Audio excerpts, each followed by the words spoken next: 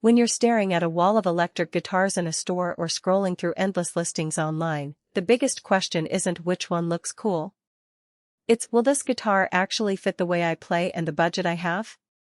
I get that hesitation because I've spent a lot of time watching people buy guitars that sound amazing on demo videos but then feel awkward under their hands, or cost more than they needed for the tone they wanted. The Ibanez Q52PB in Cosmic Blue Low Gloss lands somewhere in that sweet spot where aesthetics, tone, and price intersect, but only if you know what you're getting into. Link is in the description if you want to check the product details on Amazon. First off, the Q52PB isn't trying to be a boutique masterpiece, it's positioned as a solid, entertainment-range workhorse. The body is made from Nyatoh, a tonewood that sits somewhere between mahogany and maple in terms of resonance. In practical terms, that means you get a warm low end that isn't too muddy, while the mids stay present enough to cut through a band mix. The poplar burl top adds a subtle visual grain and a tiny bit of brightness, which you'll notice when you clean the strings after a sweaty jam session. If you've ever tried a cheap laminate body and found it sounded thin, the Nyatoh core should feel noticeably richer without demanding a premium price tag. The neck is a maple Bubinga hybrid, and the fingerboard is maple. That combination is a bit of a compromise. Maple gives a slick feel and snap, while Bubinga adds stability, especially in varying humidity. In my own testing, the neck stayed true after a weekend of rehearsals in a damp basement, and the low-profile shape made it easy for both small-handed players and those who like to throw a bit of palm muting into their rhythm work. The 24 frets give you enough range for lead lines without feeling cramped, and the radius isn't overly flat, so chords still sit comfortably.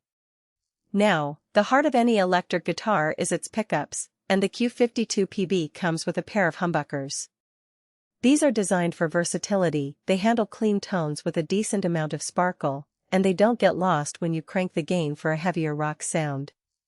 In a live setting, I found the bridge humbucker could push a solid crunch that sat nicely beside a drum kit, while the neck humbucker gave a smoother, jazzier voice when I backed off the amp. The downside is that these humbuckers aren't as high output as some modern metal-focused sets, so if you're chasing aggressive, saturated distortion right out of the box, you might need to tweak your amp settings or consider a pedal to boost the signal. One practical strength of the Q52PB is the simplicity of its wiring. It has a straightforward 3-way toggle switch, which means you can jump from neck to bridge or blend both without fiddling with coil splits or phase switches. For someone who just wants to focus on playing rather than dialing in tone, that's a real time saver.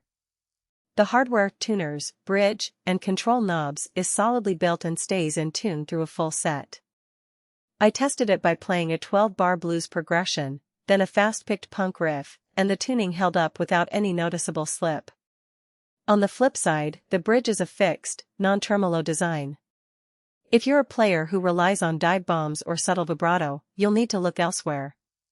The fixed bridge does make string changes quicker and improves sustain, but it's a trade-off you should consider before buying.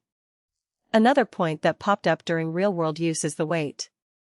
The Nyatoh body sits at a comfortable middle ground, light enough to carry to gigs but not so light that you feel like you're playing a toy. However, if you have a very petite frame, the guitar might feel a touch on the heavier side after an hour of standing. Who should buy the Ibanez Q52PB? If you're a beginner who wants a guitar that sounds decent on a practice amp, a hobbyist who plays a mix of clean rhythm and moderate rock, or a gigging musician on a budget who still needs reliability, this model checks a lot of boxes. Its tonal flexibility, stable neck, and hassle-free controls make it a practical choice for those who value consistency over flashy features. It also works well for teachers who need a sturdy instrument that can survive frequent handling by students. Who should skip it? Players chasing high-gain metal tones that demand ultra-hot pickups may find the Q52PB a little too restrained without additional gear.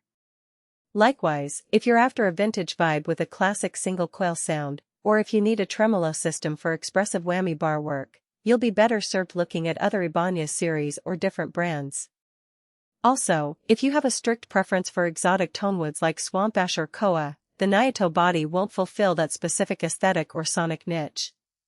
In terms of value, the price point reflects the balanced component list. You're getting a genuine solid body, a stable neck, and decent humbuckers without paying for.